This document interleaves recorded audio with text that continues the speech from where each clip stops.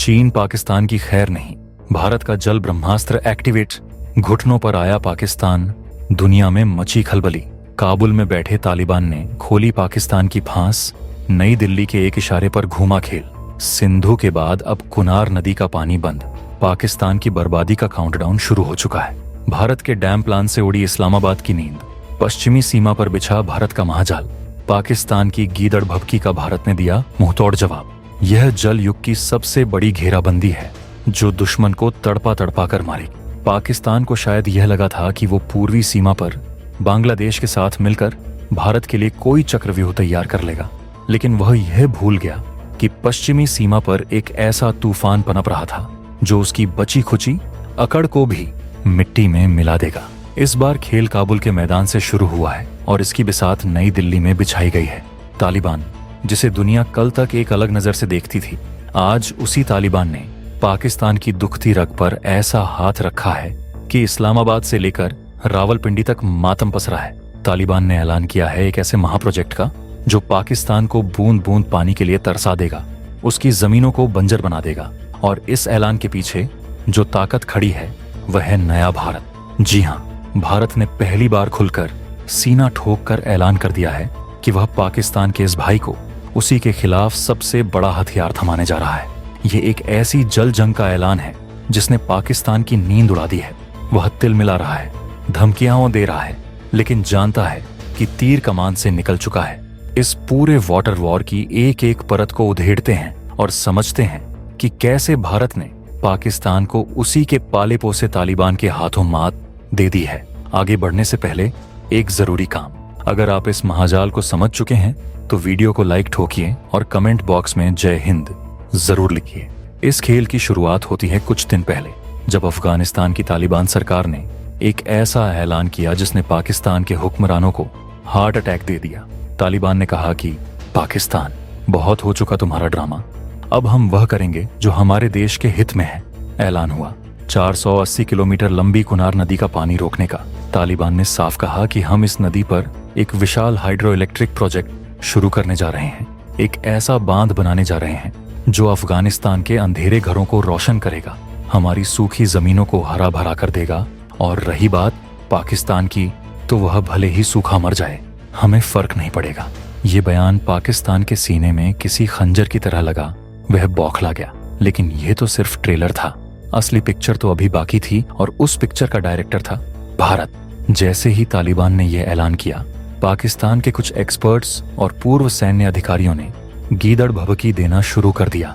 उन्होंने भारत को धमकी देते हुए कहा कि अगर भारत ने गलती से भी इस बांध को बनाने में अफगानिस्तान की मदद की तो हमारी सेना के लड़ाकू विमान उड़ेंगे और उस बांध को मिट्टी में मिला देंगे। उन्हें लगा कि भारत इस धमकी से डर जाएगा, लेकिन वे यह भूल गए कि यह 1960 या 1970 का भारत नहीं, यह 2025 का नया भारत है जो धमकियों से नहीं बल्कि अपनी शर्तों पर दुनिया को चलाता है। भारत ने जो जवाब दिया उसने पाकिस्तान की बची खुची हवा भी निकाल दी। भारत ने पहली बार बाकायदा आधिकारिक बयान जारी करके कहा कि हम अफगानिस्तान के जल प्रबंधन यानी वाटर मैनेजमेंट में उसका पूरा साथ देने के लिए तैयार हैं और इसमें कुनार नदी पर बनने वाला वह हाइड्रो इलेक्ट्रिक प्रोजेक्ट भी शामिल है। यह एक सीधी घोषणा थी, एक खुला ऐलान था कि हाँ, हम ये बांध बनाएंगे, हम तालिबान की मदद करेंगे, तुम्हें जो करना है कर लो। लेकिन इस पूरे खेल का सबसे बड़ा ट्विस्ट अभी बाकी है।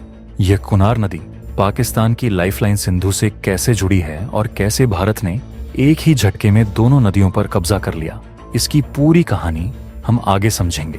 पहले यह जान लेते हैं कि भारत ने इस धमकी भरे माहौल में कैसे पाकिस्तान को उसी के पाले हुए तालिबान से घेर दिया। यह एक ऐसा कूटनीतिक सर्जिकल स्ट्राइक था जिसने पाकिस्तान को कहीं का नहीं छोड़ा।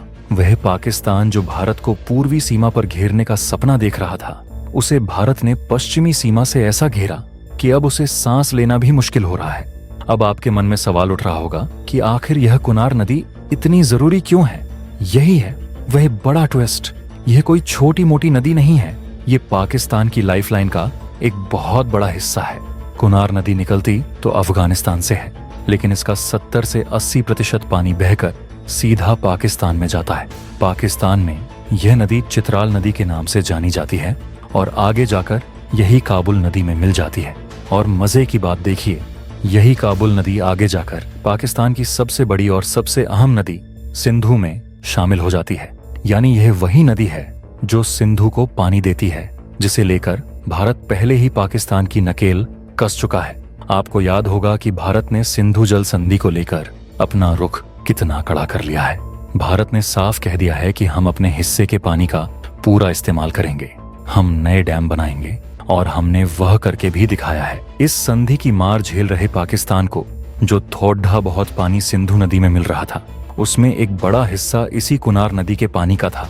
यानी भारत ने पहले सिंधु का पानी कंट्रोल किया और अब सिंधु में जो पानी काबुल नदी से आ रहा था, भारत ने उसके स्रोत यानी कुनार नदी को भी रोकने का प्लान बना लिया है। यह एक डबल अटैक है, एक ऐसी घेराबंदी जिससे पाकिस्तान का निकलना नामुमकिन है। यह सिर्फ पानी रोकने की बात नहीं है, यह पाकिस्तान की अर्थव्यवस्था, उसकी खेती और उसके वजूद पर सीधा हमला है। अगर कुनार नदी का पानी भी रुक गया तो पाकिस्तान के करोड़ों लोग सीधे तौर पर प्रभावित होंगे। उनकी जमीनें बंजर हो जाएंगी, पीने के पानी का अकाल पड़ जाएगा और पाकिस्तान में गृहयुद्ध जैसे हालात बन सकते हैं। भारत ने एक तीर से कई निशाने साधे हैं, तो क्या पाकिस्तान सच में इतना बेबस है? जी नहीं, पाकिस्तान तिलमिला रहा है और धमकियां हाँ दे रहा है। जैसा कि हमने पहले बताया, पाकिस्तानी एक्सपर्ट्स और वहां की मीडिया में यह बहस तेज हो गई है कि इस बांध को किसी भी कीमत पर बनने से रोकना होगा। वे कह रहे हैं कि यह पाकिस्तान की नेशनल सिक्योरिटी का मामला है। वे धमकी दे रहे हैं कि अगर भारत ने इस प्रोजेक्ट पर काम शुरू किया तो वह सैन्य कार्यवाही से भी पीछे नहीं हटेंगे। वे अपने लड़ाकू विमानों से इस बांध पर हमला करने की बातें कर रहे हैं। लेकिन सवाल यह है कि क्या 2025 के पाकिस्तान में इतनी हिम्मत है? क्या वह देश जो खुद कंगाली के कगार पर खड़ा है, जो अपनी सेना को तनख्वाह देने के लिए कटोरा लेकर घूम रहा है, वह भारत जैसे इकोनॉमिक सुपर पावर और मिलिट्री जायंट से सीधी टक्कर लेने की जुर्रत कर सकता है? ये धमकियां सिर्फ अपनी जनता को बहलाने के लिए दी जा रही हैं, क्योंकि पाकिस्तान की असलियत दुनिया जानती है। दूसरी तरफ तालिबान ने भी अपना रुख साफ कर दिया है। तालिबान अब वह पुराना तालिबान नहीं रहा जो सिर्फ पाकिस्तान के इशारों पर चलता था। तालिबान समझ चुका है कि पाकिस्तान ने हमेशा उसे सिर्फ इस्तेमाल किया है। अब तालिबान को अपना देश चलाना है। उसे विकास चाहिए, उसे बिजली चाहिए, उसे पानी चाहिए, और यह सब उसे पाकिस्तान नहीं बल्कि भारत दे सकता है।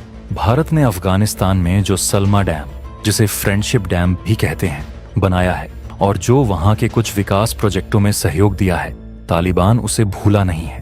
तालिबान जानता है कि अगर उसे अफगानिस्तान को अपने पैरों पर खड़ा करना है तो उसे भारत जैसे मजबूत साथी की जरूरत पड़ेगी, न कि पाकिस्तान जैसे बेसहारा देश की। इसीलिए तालिबान भी पाकिस्तान की धमकियों को नजरअंदाज कर रहा है। उसे पता है कि अगर पाकिस्तान ने कोई हिमाकत करने की कोशिश की तो उसे सिर्फ तालिबान से नहीं बल्कि उसके पीछे खड़े 140 करोड़ भारतीयों के वज्र संकल्प से भी टकराना होगा।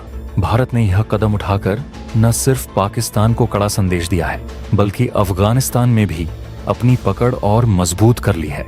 इस पूरे खेल का सबसे बड़ा मास्टर स्ट्रोक है भारत की स्ट्रैटेजिक टाइमिंग और उसकी जियोपॉलिटिकल चाल। भारत ने यह कदम ठीक उस वक्त उठाया है जब पाकिस्तान चारों तरफ से घिरा हुआ है। एक तरफ उसकी अर्थव्यवस्था आईसीयू में है, दूसरी तरफ टीटीपी जैसे संगठन उसे चुनौती दे रहे हैं, तीसरी तरफ बलूचिस्तान सुलग रहा है और चौथी तरफ ईरान के साथ उसके रिश्ते अच्छे नहीं हैं। ऐसे में भारत ने अफगानिस्तान के साथ मिलकर यह वाटर बम फोड़ दिया है। यह पाकिस्तान के ताबूत में आखिरी कील ठोकने जैसा है। भारत ने दुनिया को यह संदेश दे दिया है कि अब वह डिफेंसिव नहीं बल्कि ऑफेंसिव खेलेगा। भारत अब सिर्फ अपनी सीमाओं की रक्षा नहीं करेगा बल्कि दुश्मन के घर में जाकर उसके ही हथियारों से उसे मात देगा। पाकिस्तान ने हमेशा पानी को भारत के खिलाफ एक हथियार की तरह इस्तेमाल करने की कोशिश की, लेकिन अब भारत ने उसी पानी को पाकिस्तान के खिलाफ सबसे बड़ा ब्रह्मास्त्र बना दिया है। यह नए भारत की वाटर डिप्लोमेसी है, शांत पर गहरी चोट करने वाली। कुनार नदी पर बनने वाला यह बांध सिर्फ एक बांध नहीं होगा, यह पाकिस्तान की पश्चिमी सीमा पर भारत का एक ऐसा रणनीतिक किला होगा जो हमेशा पाकिस्तान को उसकी औकात याद दिलाता रहेगा। यह ऐलान उस जंग का संकेत है जिसमें गोली बारूद नहीं बल्कि पानी ही सबसे बड़ा हथियार है, और इस जंग का विजेता भारत पहले ही बन चुका है। आपको क्या लगता है, क्या पाकिस्तान भारत के इस बांध पर हमला करने की जुर्रत कर पाएगा? और क्या भारत का तालिबान को साथ लेकर पाकिस्तान को घेरने का ये कदम एक मास्टर स्ट्रोक है?